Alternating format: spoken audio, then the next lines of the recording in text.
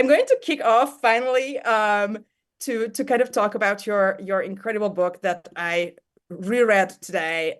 It's Morning After Revolution, Dispatches from the Wrong Side of History. It's so, I feel like this is a generational book for me in some sense. This is what a lot of our age group is going through. Asking ourselves, how many times are we allowed to be wrong, and how many times are we allowed to change our minds?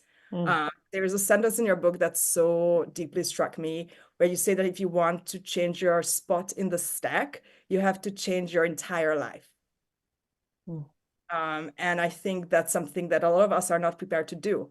And so we might stop short when it comes to actually changing our minds. Not everybody wants to do a whole overhaul of their entire lives. And that I'm very curious to whether we get there during the conversation. It's something that resonated with me deeply. So here's Nellie Bowles, formerly of the New York Times, famously. And then you started the Common Sense in 2021 that evolved into this gigantic operation of the Free Press, which is also a Well, very snarky name. really, Bear started it. I now have made this joke too many times, but Bear started it, and then I joined when I saw that it was successful. Like I technically like set up the website, but it was really Bear doing it. And then as soon as I saw that it was starting to grow, I was like, this is a great idea. It's a And then I was great like, idea. And I'm now that gonna be everybody part of agrees. this now. Um, but yeah, it's been an amazing journey, and 2 years it's now, been, right? yeah, and it's been Years. growing, and we're now a little newsroom. I mean, this is what I keep thinking about with the book and with like the collapse in a lot of ways of the mainstream media, is that it has made a lot of opportunity for new things to come up.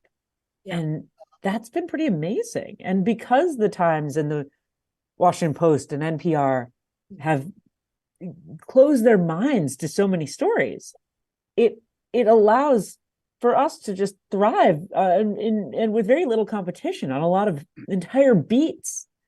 Um, Ideas don't so disappear just because the platforms disappear, or platforms disavow them, right? Ideas keep flourishing, and it's kind of in our best interest to give them kind of a common knowledge generating public platform, because we kind of know what happens when they are festering in little pods until they reach a critical mass.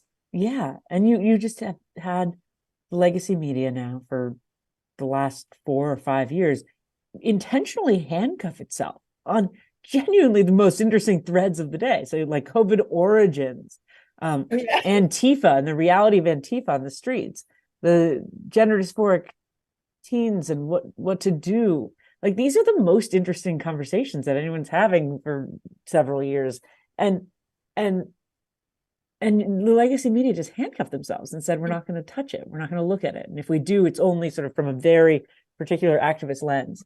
Mm. But yeah, I think it's allowed for whole flourishing. You see the Free Press, but you see a ton of other places popping up and emerging. You see places like what you're doing. And Yeah. um, I mean, I'm it's obsessed very with the heartening. semi-public space, right? I mean, I was born in a communist country, and I spent my childhood literally behind the Iron Curtain.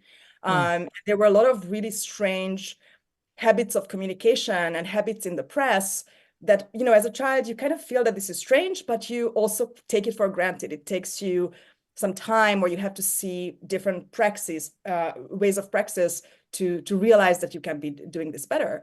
mm-hmm. And it was much later that I, in school, encountered kind of Havel's idea of the power of the powerless, and how, I love that. people will continue to have private thoughts and private conversations with each other and private truth.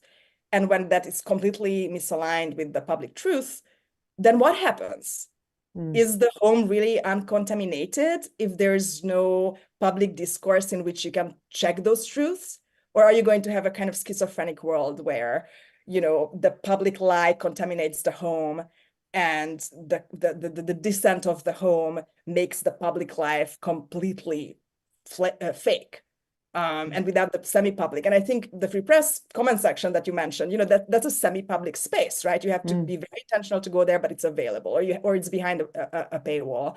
And so I do think that you guys are doing something like public service. And I can see Uh, my work as well as such. Like, I'm doing this to help people avoid something that I have gone through in my personal life. mm. And your mission seems to also stem from a very negative personal experience that you spoke so beautifully about.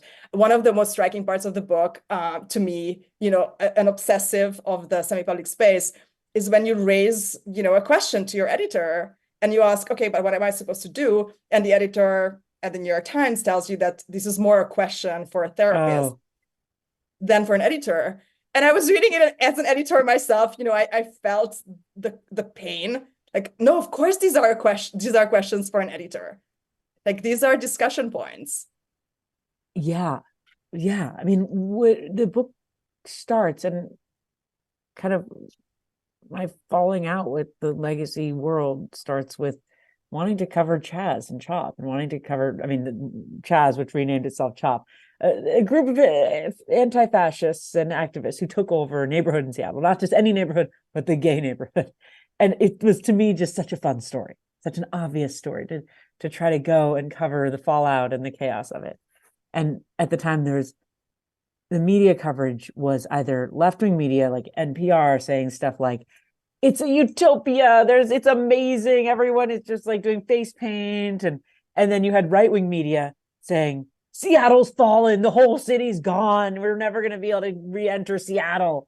And it was sort of like this, what's the reality here?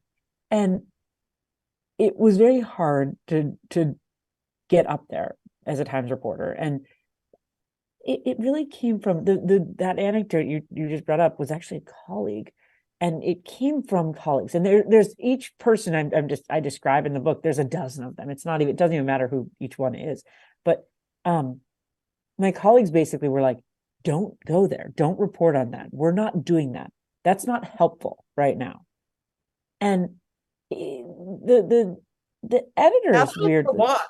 Helpful for what? For helpful for the cause. Continuing the narrative? Helpful for the political cause. So like the curiosity and a little bit of rebelliousness and like distrust of authority that I think a lot of reporters innately have, that all of a sudden became a liability. And you saw, again, in basically every mainstream American media company, not just the Times. The Times is the example we always use. It's the example I know, but it happened at NPR, it happened at the Washington Post, it happened at a lot of our mainstream institutions. And it was a ground up censorship effort. The editor-in-chief of the paper didn't want that. The old school leaders weren't pushing this. It was a groundswell, and it worked through Slack and it worked through Twitter. And it just said, these are dire times. And in dire times, we have to abandon some of our old ideas. And the threat of Trump is too great. And we need to all get in line and just do what we can to make sure Biden gets reelected or gets elected, and make sure that that the political cause du jour gets pushed through. And over the last few years, especially now that Biden's been president, to have that as your guiding principle makes for very boring and limiting writing. And I don't think it's like the majority of people at a place like the New York Times. It's not even the most talented people. Most of these sort of censors and activists are actually the less talented people within the newsroom, right? Like the most talented ones still want the old values. But they very successfully neutered basically a lot of these old newsrooms. And you're seeing now an effort to walk it back. You're seeing the editor-in-chief of the Times, who came out as a free press reader, which we were very excited about. And your book is a New York Times best. and I made the list, which I was really excited about personally. But you're seeing now kind of efforts to walk it back, or to express a little bit of embarrassment. But you're not ever seeing retractions or apologies. Like the Times still has tweets up that call COVID, the lab leak, a conspiracy theory. They still have that. That's not deleted. There's no apology. The Washington Post still has an article saying it's a conspiracy theory, to say that it might have come from a lab. That's still up. Like there's sort of a reckoning, and people are saying, oh, the revolution's over. Oh, wokeness is in our past. to some extent, there's truth, but also it's like it just won so much, it didn't need to be so loud anymore. And there's not been any, like, I'll believe that the revolution ended or that wokeness lost or whatever you want to say when there's an apology or there's one of these articles is deleted. It's not going to happen. And it became kind of a system of ad hominem, right? It's actually quite ironic that one of the best things on the ad hominem that I've read in the past years was from Zadie Smith, who then later just got thrown under the same bus. She's so good. She's so good. And she wrote a couple of years ago a review of Tar, the movie, the Cate Blanchett movie, in your book review of books. And she basically argues in this essay that in the internet era, this whole idea of the ad hominem makes no sense anymore because the entire thing is ad hominem. You are one opinion that people quote up on. And, when it comes to, let's go back to the lab leak, people don't look at, does this idea have merit? They look at who else thinks this. As an outsider, I always take, because what if I agree with something that this persona non grata said? Then I have to act that it's not true, even if in my logic or in my research, I have found that thing to be true. Is this a kind of intellectual nepotism or aristocracy that we're doing, that you're only allowed to marry your cousins? I don't think, have you seen the Habsburgs? That never leads to a good place. This is how people make political decisions in a million ways. Like, remember in the early days of the vaccine, there were liberal pundits who were saying, I'm not going to take the Trump vaccine. And no, seriously, dead serious. And as soon as it became coded left, then you had obviously what we have now, and the right decided to eschew the vaccine because it was the woke vaccine, right? It became a left-wing coded thing, even though it was developed under Trump. And but these things became like these sort of meanings, really dumb, politicized. I grew up in a communist country. All my baby vaccines were Soviet, and they're fine. So I don't care. It passes clinical trials, I'll take it. It's fine. I want to go back actually to your points about COVID, because this, I don't know if you actually wrote the book during COVID or you started writing it during COVID. A big chunk written during, I would say, a lot written under COVID, and then the last third maybe written post-COVID. That's kind of a view back and kind of a reassessment. It's really interesting to me that, when we talk about the intellectual laziness of the internet world and the legacy media world, we like to go back to like 2015, 2016 and point our fingers at that era, the millennials, the social media, blah, blah. You say that that's not fully true, that things actually deteriorated in 2020. And that's when I would not be able to quote that incredibly beautiful paragraph of super funny adjectives that you use as nouns of the weak-willed and the conformists kind of being shoved out of the way, and enter the new progressives. What makes you think that 2020 was such a turning point? And do you think that without COVID or without the lockdowns, this kind of change would have happened? I think people are right to say it started earlier. I think that, of course, this revolution was brewing and there were signs of it for many years. 2020 was the rupture, because first there was the murder of George Floyd. And so you had this very visceral, very violent scene on video. And then there were the lockdowns. And so you had all of us kind of separated from our normal lives, separated from our communities. You had everything closed. And I think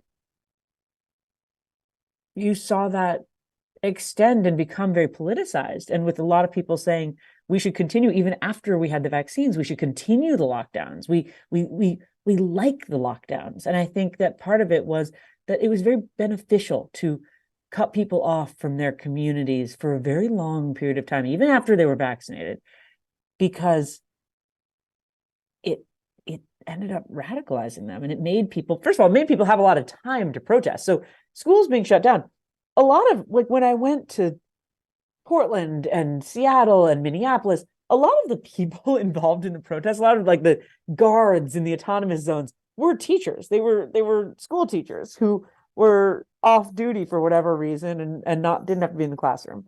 And there there was benefit to having a lot of young people disentangled from all their social structures, disentangled from their communities, and just online, and just consuming news and just consuming content and getting really pissed off. That was useful, not to be conspiratorial. Obviously, like, the lockdowns in the beginning were very important, and before the vaccine and all of this. But once we sort of knew, okay, maybe this virus is here to stay, the insistence on maintaining the lockdown, the insistence on keeping churches closed, on keeping schools closed, on keeping, I mean, that I think did become very political. And obviously so. And I think it was a very useful moment for a political movement that wanted revolution. You see it now a little bit in efforts around kind of eco revolution, where people are arguing we don't actually want like technological fixes to global warming. We want a total social change and the abolition of capitalism and all this. And you see a similar kind of goal. That will fix it. What's that? No more children, right? Like that. Yeah, exactly. No more children. No more people to work on. Yeah, the book starts in this point of rupture and then follows the swerving that we all experienced. And it all moves so fast. It goes like we're all BLM all the time, and then all of a sudden it's like with the viral news cycle, it shifts, and now we're all about trans lives and all about that movement, and it just was this chaotic few years. And now we're living in a little bit the aftermath of it, and kind of getting our bearings and seeing which institutions are still standing and which have fundamentally changed.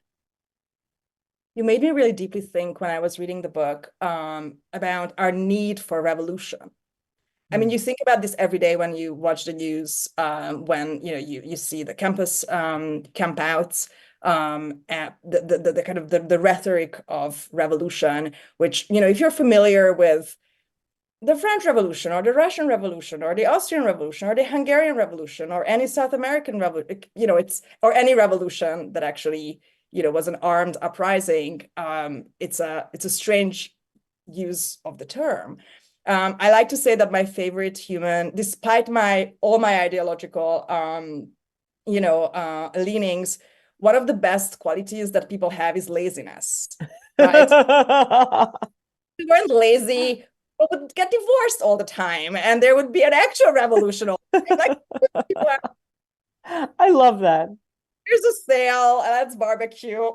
We'll do this tomorrow. But I also recall, like, my dad, who just passed away, had a famous saying to me when I once asked him, studying European history, why isn't there more revolution in America? And he said this to me, he explained to me when I was a teenager that it's because America is really big. So if you don't like it somewhere, you can up and go to a completely different part of the country where the politics will be different, maybe even the language will be different, climate, which ocean it is, the whole, topography. Really good point, yes. And I remember watching the Capitol riots, and actually there was, in our community, there was a Discord hangout because people were really upset. The protesters were upset, like, what the fuck, America? And Americans were upset, like, what the fuck, America? And somehow it was scary. This question. And I was watching the footage and I thought, America has shrunk. You used to be able to drive, pack up your things on the top of your car and drive 3 days and end up basically on a different planet. And because of the internet, you're no longer allowed to do it. You have to deal with each other. And cut to, like a crowd forcing its way into a civic building. Well, and I think that, you saw this on the left and the right. You saw the most extreme voices. Again, we're all at home. We're all untangled from our communities. The church is closed. The bar is closed. The bar reopens before the church, of course. But you're all stuck at home, and you're all stuck online. And there, the most extreme voices went out. And you see it on, again, you see it on the right also. This book is about the progressive movement versus the liberals, basically, because those are the spaces I live in. I'm from San Francisco. I have a chapter about San Francisco and the movement that happened there. But you could probably write a very similar one about being on the right and in conservative spaces around January 6th and around the purification processes that happen there. It's not quite the same as the left's cancel culture, but it's not. Because it's all the enemy of the fanatic is never the other fanatic, is always the moderate. Exactly. Is your target, you know where he lives or where she works. And the moderate's a bigger threat. The moderate's a threat because if you want the most extreme goals of the movement and if you want the purity of the party, the moderate is your biggest enemy. And like cancel culture, I have a chapter in the book about what cancel culture was and my role in the cancellation of a friend. And the So thing that I love that part. The thing that really like struck me about it is it's not about like finding a Trumper and ousting them. Like there aren't Trumpers in American liberal media. It just does not a thing. It's all liberals versus progressives. That's the whole thing. But it's about purifying the progressive movement. And it's about finding the one person who stands out a little bit or who's a little off message one day. And it's about setting an example for other people. So you need cancellations periodically within your community to say to the others, stay in line. Don't question this. When we have a new policy plank and it gets a little wacky, don't laugh about that. And in the book, I write about canceling a friend and the feeling of it and the complexity and the pleasure that I felt. Because a gleefulness to see. I wanted to show the human messiness of all of this, and that it's not just like people being assholes and being like, I'm going to be a jerk today and ruin this person's life. It's like there's a feeling of that you're doing justice and that we have to oust this person from our midst because they're the most dangerous person because they're in our midst. And and then the day that my time in the movement really ended was when I didn't tweet out this one tweet that every Times reporter was supposed to tweet, right? That this op-ed puts Black lives in danger. We were all supposed to tweet that after the Tom Cotton op-ed. I just didn't do it. And a bunch of friends and colleagues reached out and were basically like, you're gone now for me. Like, goodbye. And we're not friends anymore. And what you did is racist by not doing this. And I just couldn't tweet out the tweet. So trauma also, no? What a disappointment. Like we don't want to become ad hominem to our friends. And then you think, did you have doubts about the quality of the friendship, or did you classify the people who basically canceled? No, it made me realize how powerful an ideology can be. I mean, I think I never before totally understood or appreciated. Like, it sounds so naive right now to say this, but I don't think I ever appreciated how powerful that could be. It's like, well, it doesn't matter that we've had dinner together and you know me and you know I'm not all these things, and that doesn't matter because today we all tweeted the tweet and you didn't tweet it. And what does that say about you? And if I'm friends with you, what does that say about me? And I don't blame any of these individuals. I sort of like, I don't think it's healthy to like sit around and like be mad at this person and be mad at that person. And like, it's just like people in a mob, people in a movement become irrational and the movement becomes the most important thing in their life. And the personal does become political. And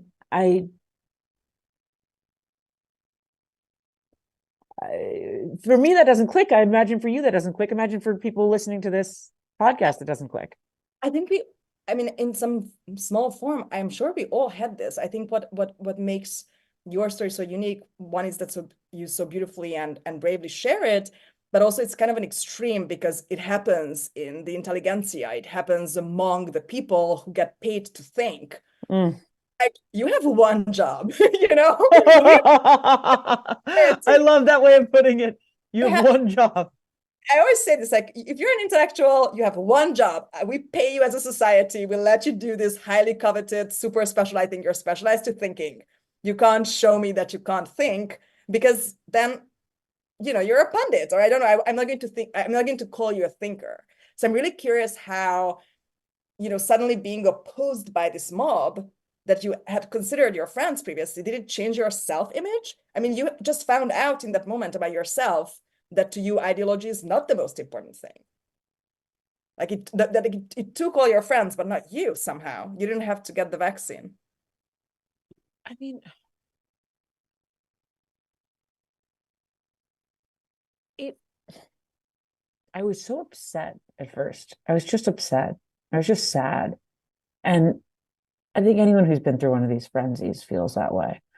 Did it change my self-image? Yeah. Like I had just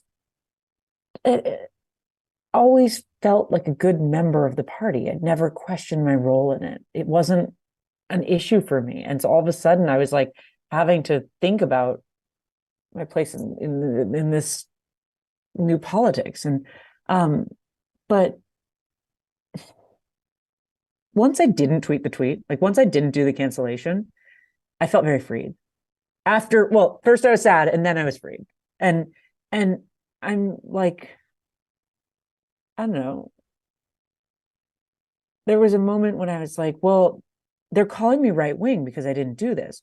Do I have to be right wing now? Like, if you're not with the progressives, they say you're a fascist. And it's like, well, and I would like sort of go through in my mind like a mantra, like, but I'm pro-choice and I want universal health care and I love our public schools and I want this and I'm environmentalist, and like as though that stuff mattered to the movement, as though that like had any relevance. And I just, I don't know. I think the hard part is always to resist the tribalism and to resist the move to say, oh, this group has ousted me for not tweeting the tweet. Maybe I'm going to go find a home in another group, and to just like stay comfortable with like discomfort. And I think a lot of us now, like the free press readership, right, is people who feel tribeless and people who feel, sure, there's conservatives and there's liberals. Like there's obviously people who have tribes who read it and subscribe. But Well, as intellectual orphans, yeah, interintellect, a lot of actual homeless. Like we are there with our suitcase full of books and family heirloom and exactly. traveling with like this thing I bought in Jerusalem, this thing I bought in Rome. I don't care. It's the complexity of the individual, right? And Exactly. where is that celebration? And yeah, so then the book, I try to just go to different places and report on things and present scenes that are chaotic but also funny. I mean, it's funny a little bit that San Francisco banned eighth grade algebra. Like that's a little bit funny, even though it's dark and upsetting for the families, I'm sure, and I know, and we have that in the book too, but like it's also absurd and it's a little bit, there's a chapter on how doctors talk about gender dysphoric children, and it's like it's a little funny when you have a doctor talking about how 4-year-olds are giving very strong gender messages when they try on their mom's shoes or something. Like it's dark because you're like, what then is the next step after that? But it's also just like, that's a doctor, that's like a professor at a teaching hospital saying that. I mean, so I tried to just report and keep my eyes open and have fun with it, and I hope that comes through in the book. And yeah.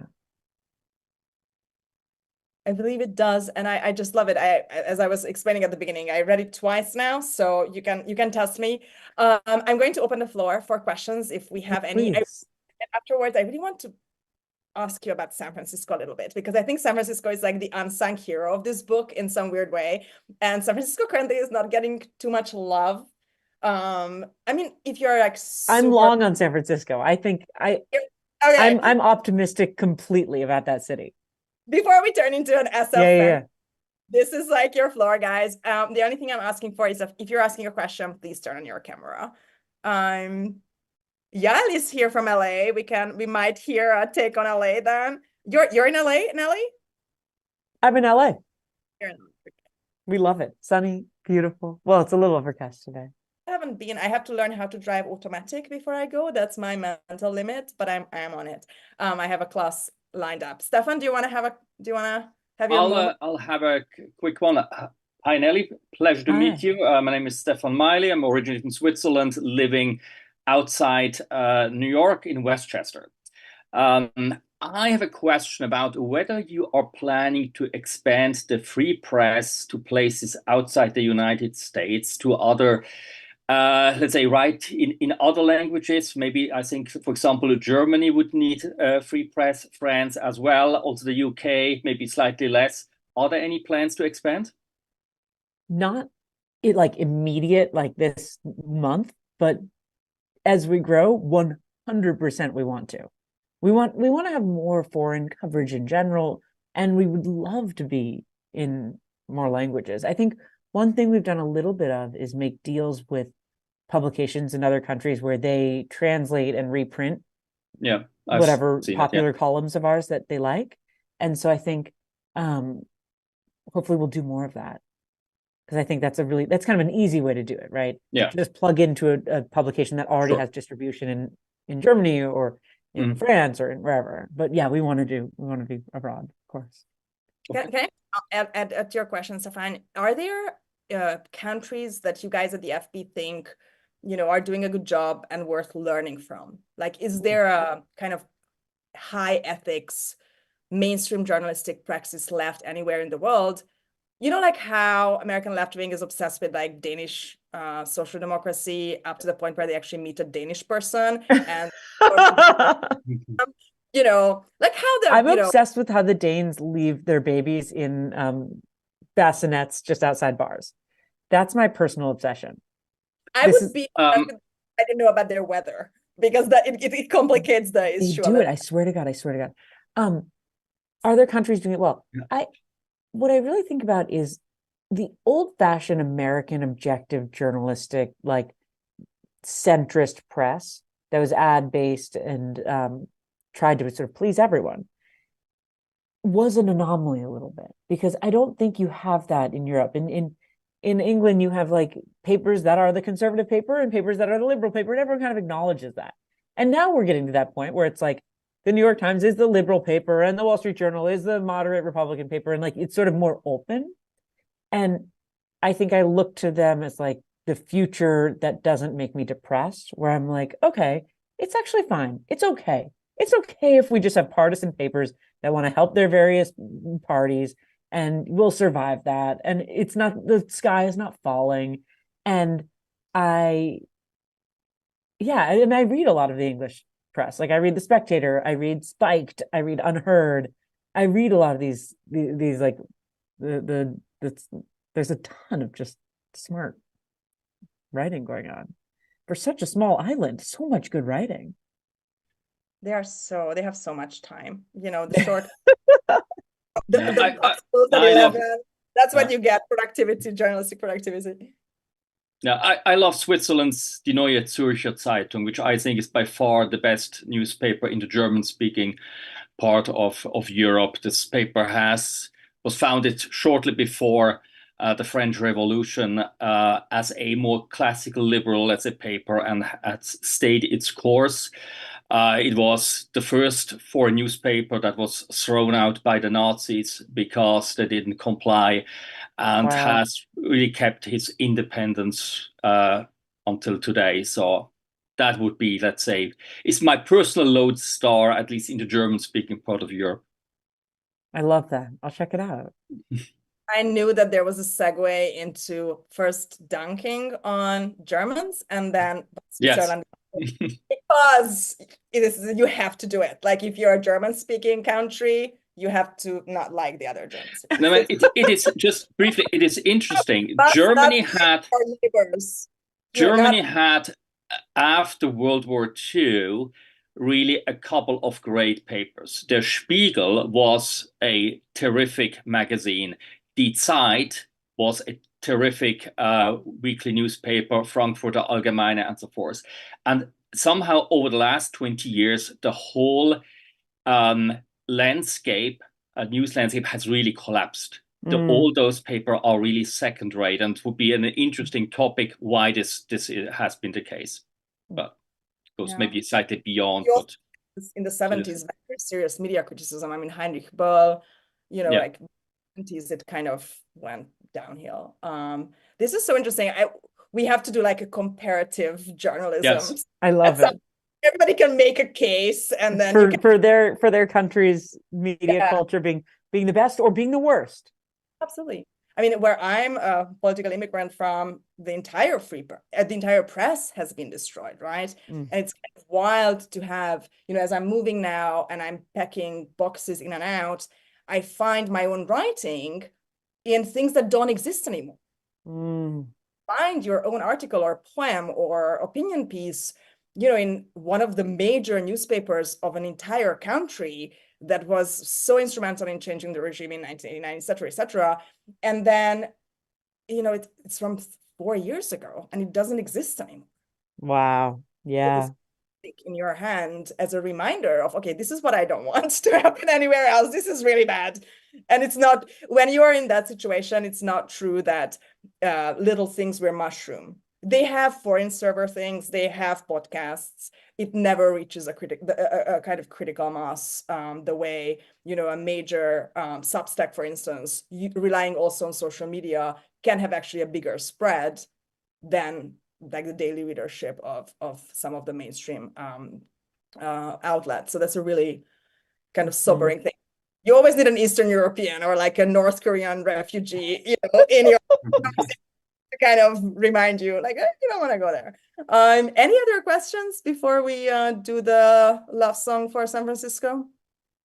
I'll ask a question. Hi, Victoria. Hi, where are you Victoria calling? I'm up in Minnesota right now. I'm in northern Minnesota, so that's why I'm kind of in a strange spot here. But so I really appreciate your sense of humor, and political correctness just killed the comedy industry for 5 years more. I don't know. So one, like, how do you get away with your sense of humor, which is oftentimes politically incorrect? And two, did you have it while you were at the New York Times, or have you sort of exploded with it now that you're not? I catch it? Or just, just tell us about comedy and what you think it's, is it on the rise now? Because it would be really nice if we could laugh about things some more. She had to. She was too funny for the wokes, right? That was the real reason. I think like real comedians right now are our best political commentators. We love going to stand-up comedy, and I think anyone who wants to be released from our political binaries just needs to spend some time hanging out with stand-up comedians and going to stand-up comedy. How do I get away with being not politically correct? Well, first of all, I don't know if I get away with it. I I had to quit my job and join my wife's Substack, so to get away with it. So I'm not sure if technically that I got away, but I think that there's just a human desire to laugh, and like I think my little column, like, I poke very mild fun at the absurdities around us, and it's not like cutting edge super blue humor or something. But I don't know. I think it's just a human need, and as long as we have freedom in this country, and as long as that's not banned, then like as long as humor's not banned by the government, there's always going to be a market for it. Like governments have to get really involved to make sure people don't do things that make them laugh or go laugh at stuff. Governments have to get really censorious, and I don't think we're close to that yet. Although Babylon Bee was kicked off Twitter as now is famous, which is what inspired Musk to buy Twitter. But anyways, I don't know if that answers your question, but I would go to a stand-up comedy show by you. I mean, not heavily I pregnant. wouldn't be, I'm not funny enough for stand-up comedy. And also I'm not blue enough. You gotta be really, you have to get really filthy to be good at stand-up comedy. But Yeah. the thing about a lot that's happened over the last 5 years and that's happening now still is because the media is so bifurcated and so self-serious. Again, on the right, you have it so self-serious. Everything is like, everything has to be sort of like purely MAGA. And then on the left, you have what we've been talking about. And because of that, there's just a lot of space for people who want to have a little sense of humor about it. There should be a lot of people trying to make a little fun of both sides. And it's always kind of suspicious when somebody doesn't allow you to laugh at something, right? I mean, this is Yeah. Umberto Eco thing where they hide Aristotle's comedy because it's serious. It's it's Catholicism, it's the monks, it's the monastery. You're not supposed to laugh at it because it's laughter, right, is inherently disrespectful. It shows you that you can have your own mind about things and that it cannot be taken away from you. I remember when Gavin Newsom went in the height of COVID lockdowns, Gavin went to the French Laundry and like everyone wasn't allowed to eat indoors. And Gavin straight up had an indoor dinner party at the French Laundry, the fanciest restaurant in Northern California. And I thought it was so funny. I mean, it was so like screwed up, right? But it sort of made me like him too, because it's just like, he just didn't give a shit. And I remember I posted something in my Instagram, like making fun of it and being like, this is my level of COVID precaution. Like, I love our governor. And I had a person in like vaguely in my life, Instagram, it's like someone I knew from years and years ago, wrote me and was like, I don't think it's very funny to joke about COVID lockdowns right now. Like, COVID is killing thousands of people every day. And it, like, the French Laundry thing is a pretty serious thing. And I was just like, guys, like, our governor went and ate indoors at the French Laundry. That's funny. I'm sorry. But yeah, I think there has been a feeling over the last few years of like, the stakes are so high. You cannot laugh at any of our politicians. And it's just, but you are seeing that break a little bit because you see like Trevor Noah at The Daily Show, the most boring few years of The Daily Show's life, and Jon Stewart when he was being held captive at Apple. I never, it was like he was like put in the gulag. I never heard from him again. I would see a clip every once in a while where he was like doing some sort of like very basic 3 years ago left-wing argument, and it was just so unfunny. But now Jon Stewart's back at The Daily Show and he's funny again, I gotta say.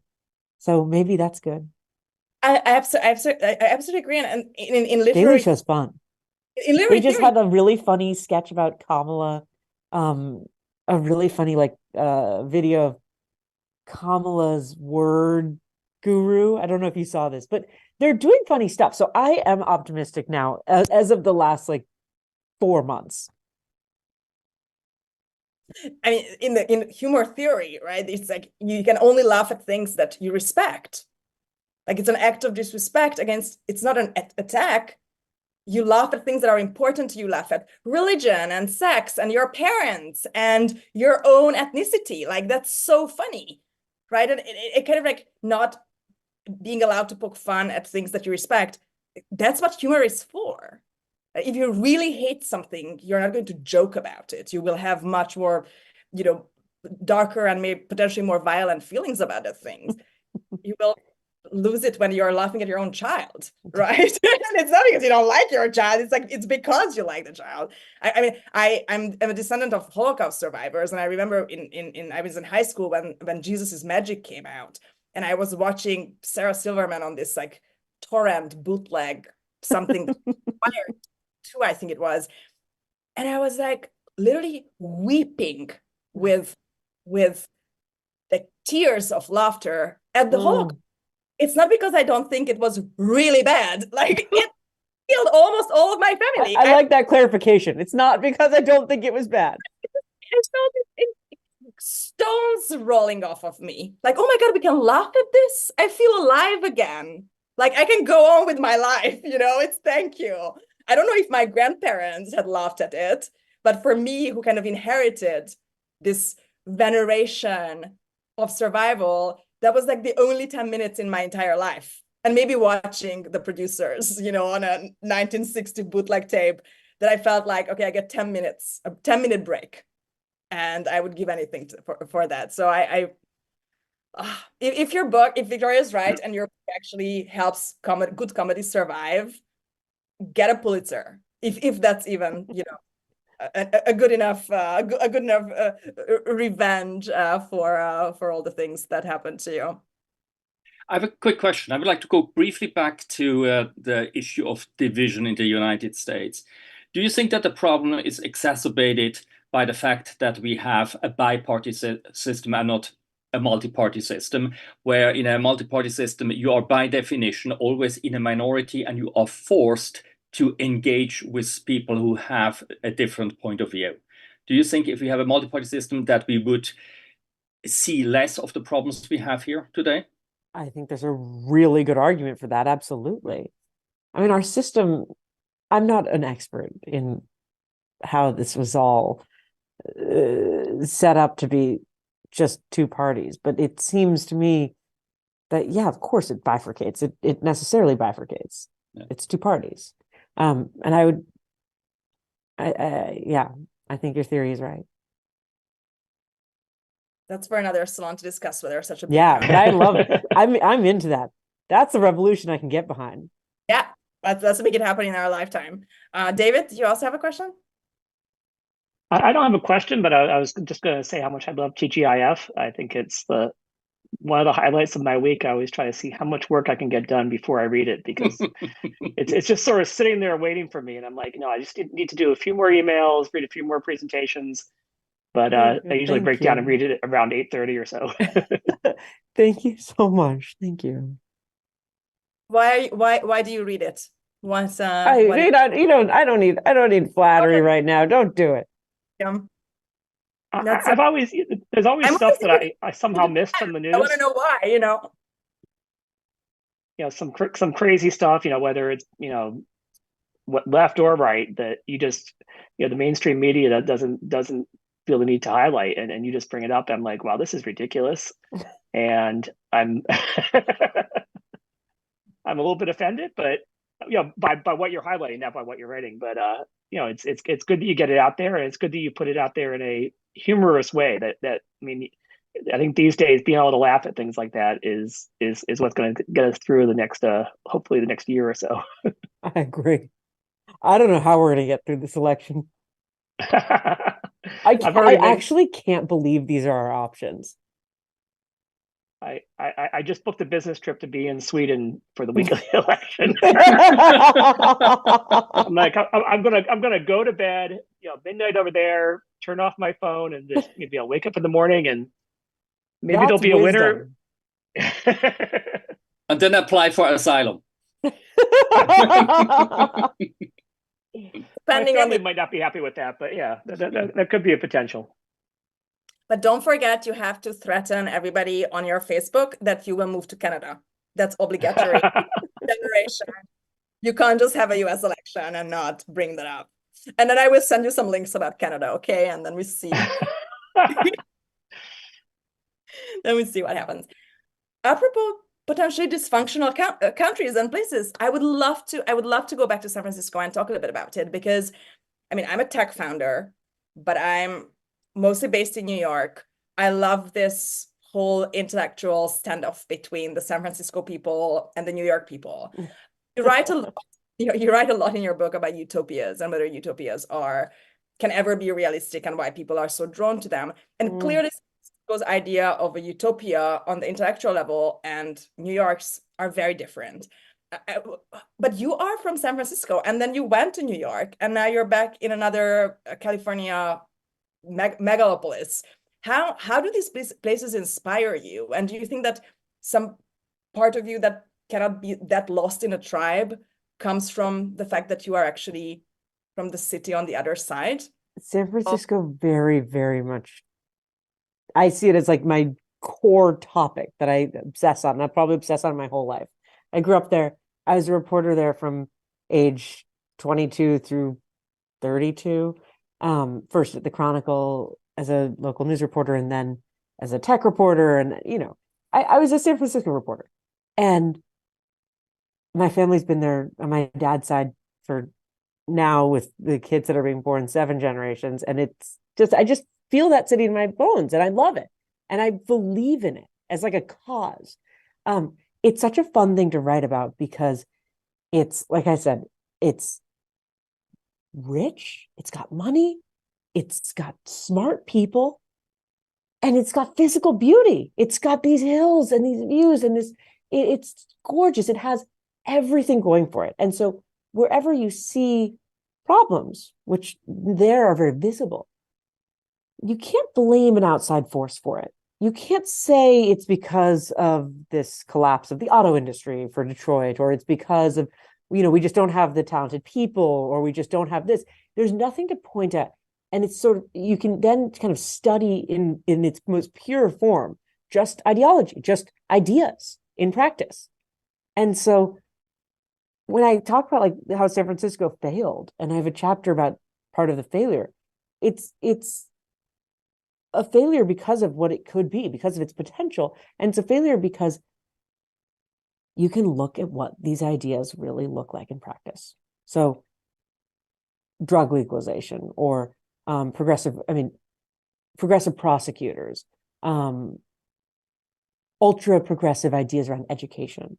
You can see in our schools, in our criminal justice, on our streets, you can see what that does. And in the book, I trace both, I write about what that did, and I write about the absurdity of the school board that spent its time talking about renaming schools in the height of lockdown, COVID lockdowns. They talked about renaming Abraham Lincoln School and Dianne Feinstein School because they had to be renamed because they're racist. I mean, these things that are now sort of classics of the genre. But the thing about the city that really is amazing to me is how the reform movement there and the kind of normie liberal movement stood up and said, it's enough, and said, this has gone too far, and we're not going to lie to ourselves. And it started with the parents. A group of Asian parents got very upset about, first of all, the schools being shut, 8th grade algebra being banned, and then Lowell High School, the one elite public school in the city, the entrance test to it was abolished. And so it became just another normal high school, with no test. And the Asian parents who were very upset about this, because really when that happened at Lowell in particular, the population that was quote unquote overrepresented was Asian kids. And so you had the school board then saying to these Asian parents that they are white supremacists, that they are part of the problem. And these parents got really pissed off. And their rage became the little ember that started the whole reformation of the city, that ended up in not just the school board being overhauled, thrown out, but the district attorney, the progressive prosecutor. Now, we had a progressive prosecutor for years who argued that basically crime should not be punished. I mean, I'm being a little bit glib on that, but he literally argued that we shouldn't arrest drug dealers because drug dealers are victims also. And they have families to support in Colombia or Guatemala, and they're also victims, and it's unfair to arrest them. I mean, it was, there's truth to it, sure. Like they probably are supporting families in Guatemala off the money from drug dealing, but also you have to arrest drug dealers. Anyway, so you had the ember that was the furious Asian parents exploded, and that progressive prosecutor was recalled, and you kind of had a revival of the normie in San Francisco, just like the normal liberal. And so for me, it was a story of like the sort of pure progressive absurdity, and also a story of hope of like, people will eventually say this has gotten a little kooky and we just want things to be a little more reasonable and normal. And Anyways, so I'm long on San Francisco, even though it still has a lot of problems to work through, and it's still a mess, and the streets are still like unbelievably tragic. Did you feel like a San Franciscan in New York? Like, did you approach New York as? Oh my God, yeah. I've only spent very short amounts of time in New York, and even when I was at the Times, I was mostly based in San Francisco, and I would just go back and forth and meet with an editor or something. How is And I New lived York? there.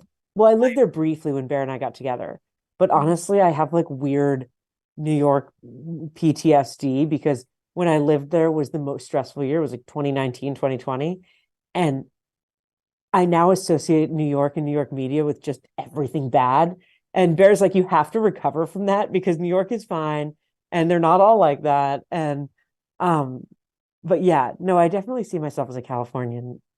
And I mean, one thing as a Californian and anyone who lives on the American West knows is we're dealing with issues that New York doesn't deal with. And yet almost all of our media is based in New York. And so let's say the issue of homeless encampments in our parks.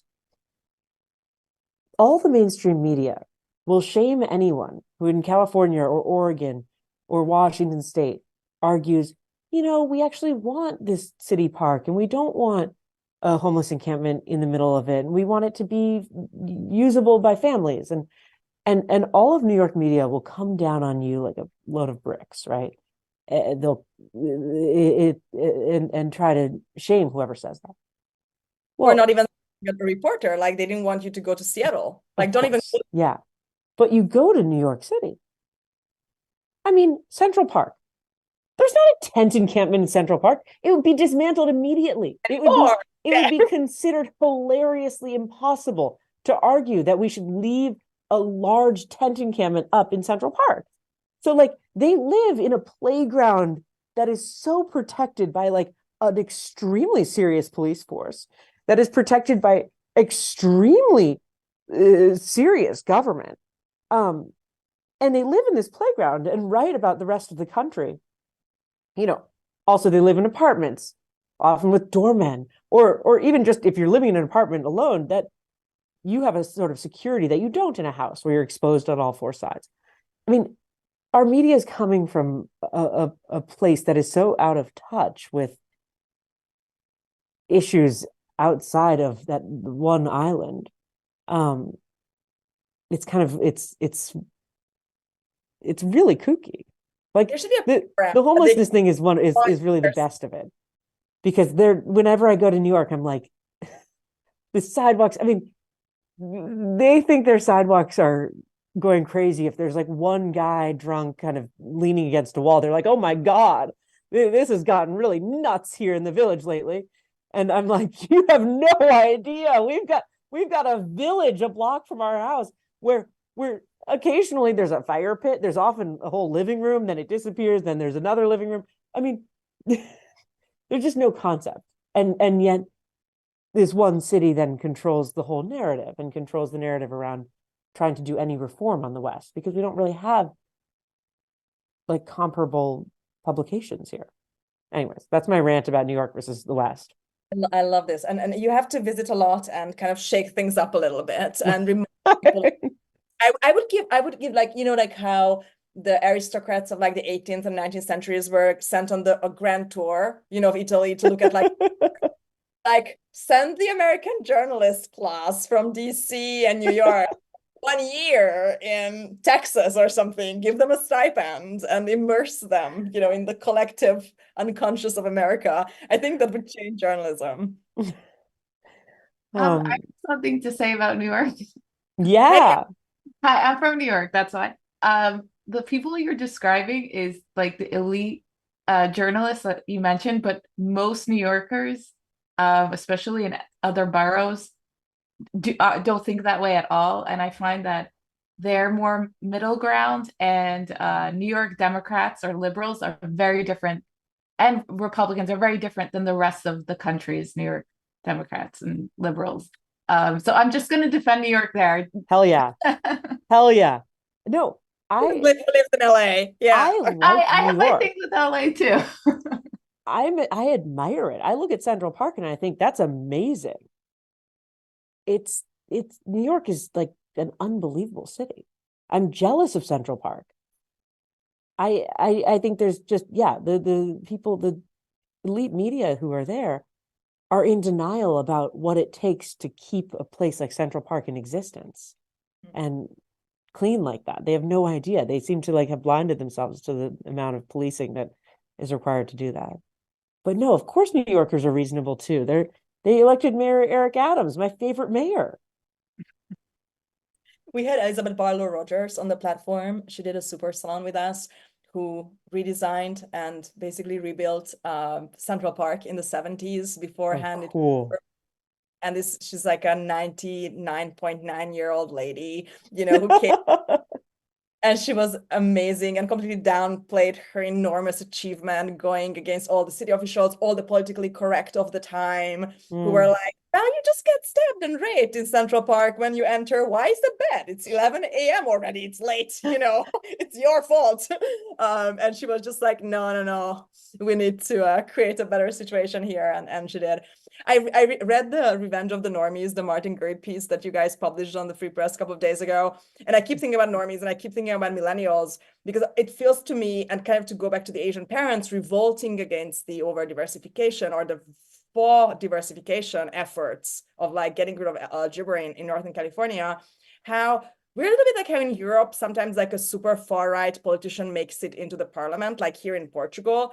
And then it's third party and there's an uproar. But what happens when you actually gain power is you will become far more like moderated in your views. You have to, right? Like there's in a functioning democracy, there is this kind of the checks and balances, right? And I feel this millennials, like, of course you have a big mouth until you have a kid in a private school where you want to give this child a competitive advantage in life based on merit.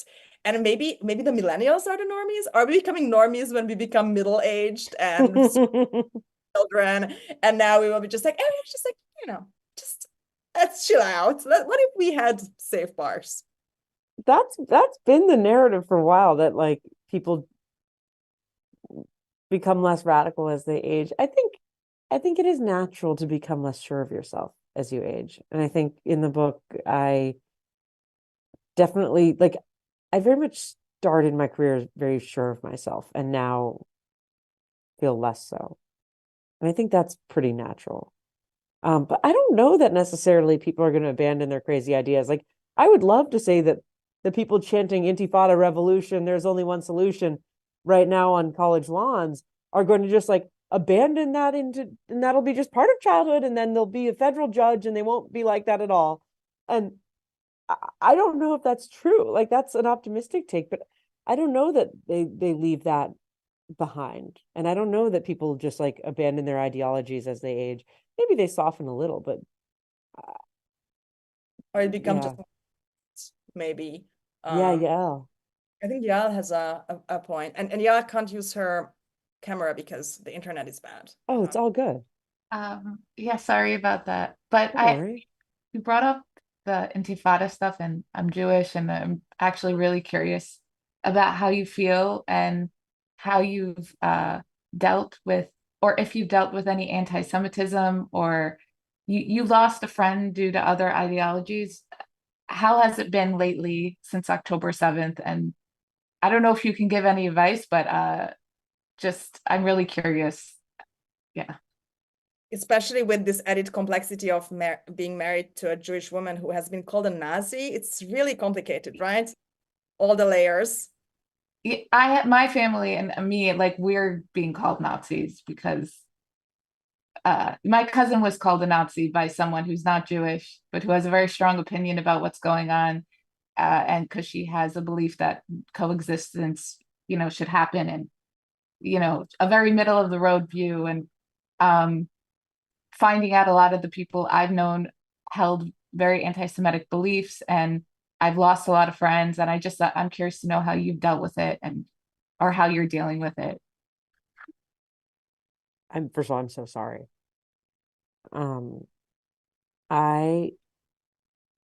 To be totally honest, over the last few months since October 7th, I haven't lost any friends, but only because I already had gone through a lot of that change. by being with Bear and by being with someone who is open about their politics on this. We can talk, I mean, we can dive into the absurdity of how believing that a country should exist is considered whatever. I mean, like, but on the topic of friends and how to deal with that, it's really, really hard. It is the absolute hardest thing in this moment of political change, whatever you want to call it. How I've dealt with it is we go to shul more often. We are more involved with Jewish life now, day to day, like week to week, than we were before. But it's just hard. It's just very, very sad and crazy making. I think Bear and I differ a little bit on this because I forgive a lot of people who say and do cruel things, and I think that they are part of a movement that takes over. Like the people at the times who were jerks, or the people who over the years have been jerks to me about issues like Israel. I just see them as sort of symptoms of a larger movement that's happening, and that they're just thoughtless and caught in it, so that I don't go crazy, because otherwise you'll really go crazy. I'm like staring at your little box I'm trying to sort of make eye contact with you in my mind, but no, I will just, find yeah. it's very, very hard. Yeah, A lot of the nuance gets lost, right? A lot of nuance gets lost, and a lot of kind of double standards or even triple, quadruple standards about like which community has the right to self-define, not even self-govern, like that's the higher level, but that really is worrying to me. yeah, I mean, I had no idea before I was with Bear, when I was in non-Jewish life and not really plugged into any of these conversations. I had no idea what an animating thing this was in the liberal world, and how important your stance on Israel was in the liberal world. Like I just sort of ignored that conversation. And when I got together with Bear, I found that the number one things that friends, the people, the friendships I lost were people who define themselves as anti-Zionists and said they can't be friends with me if I'm with a Zionist. I mean, it was so strange at first. I didn't understand why it was so, this one issue was so important to, I just couldn't get my head around it. Why that was the dividing line, why that was the most important thing in movements and communities that had nothing to do with Israel. But yeah, no, it's like, it's insane. It's hellish. I don't know what to say, but I'm very sorry that that's happening. Yeah, Yeah. I'm also I sorry. think yeah, I just think a lot of people are hurting, and I don't think anyone is safe from it. And it's even sad to hear that you guys are going through things like that. But thank you for answering my question. Wish it was a like more optimistic answer. I should get Bear. Bear would have like a better response that would be like also uplifting, and it would be like a beautiful and maybe a little soaring, rather than just kind of like dark and like, yeah, that sucks. It sucks. It's really Good shitty. duo, right? Yeah, she would like make you feel good at the end. Like, Well, seeing you guys do what you do does make me feel good, and I feel comfortable even asking the question here. So just existing is working. it's good to meet you. You too. Thank you so much, Yael, and thank you for being here despite whatever is going on with your internet. I really appreciate. I sometimes people call in from the strangest places, from airplanes, back seats of cars, and I always think that that's the best compliment to our guest, to our community, like people making an effort. I really would like to talk. We only have 10 minutes or so left, about community. You like myself, you seem to have, judging by your book, a kind of ambivalent relationship to community. On the one hand, it's extremely important. Obviously, your project is gathering a bigger and bigger community, even internationally. Obviously, for intellectual discourse, we do need community. We need trusted spaces and trusted individuals where we can make mistakes and try ideas, and to hope that this friend will forgive us if we say like one dumb thing. But you also talk about the really dark sides of community, which is when it becomes a uniform place intellectually and would reject a beloved member for not even doing something, but not doing something that everybody else is doing, even though nothing would happen if they didn't do it. And so I wonder if in the kind of like last 4 years, if you have changed your mind about what community means in the intellectual and discourse sense, and how your views may have evolved from this semi-cancellation of yours that made you change your whole life to redesign your spot in the stack, to basically building a community today with the Free Press. That's a really good question. I haven't really thought about that specifically. I mean, I think I kind of realized that communities can turn toxic, and that there's certain people who are there to reform things, and there's a lot of people who are at the Times trying to make it better, or within our institutions. I'm sure there's a lot of people within Yale trying to improve it and make it less nuts, and there's a lot of people who that's their role right now, and they're sticking within that community. I think for me, I was never really like a great team player, never really great at like sports, I would say. And I think that there's some people who aren't built to like sacrifice for an institution in the same way. But I don't know, that's like a vague and weird and nebulous answer. But now we're trying to build a new and better community, I guess is the answer to that. And trying to build something that is more open-minded and healthier and a little more fun than what the legacy media world became. Yeah. I really appreciated the Free Press. Haven't read it loads, but I do really appreciate it here in the UK. But yeah, so thanks for that. That's awesome. So, sorry that I was late for the call, by the way. But yeah, I was like on that. I wonder if do you think that there's any like, how do you guys resist against sort of ideological conformity? Is it something that you've thought about much? And like, I don't know, do you think how much do you think ahead in the future, like 50 years? What's going to, what will the FPB what will it look like? And I was thinking in particular, like, I'm very interested in why lots of journalists have sort of become, sort of are activists and not actually journalists. And I was wondering, I mean, obviously you kind of want to be a player. You want to move the needle rather than just report on it. I think that's quite a strong instinct. But I was wondering, well, first of all, do you think it's possible to be simply report on the truth and really be truth seeking versus sort of pushing an agenda? Because I'm thinking, a lot of these outlets that seem to do the latter. Yeah, I was just wondering, like, how do you resist that slippage? Those just interested in that sort of thing. We think about it with the Free Press all the time, about how to avoid audience capture, how to avoid just becoming a reaction to a thing. Because a lot of what we started with was basically liberal dissidents from mainstream media leaving and saying we want more freedom to write.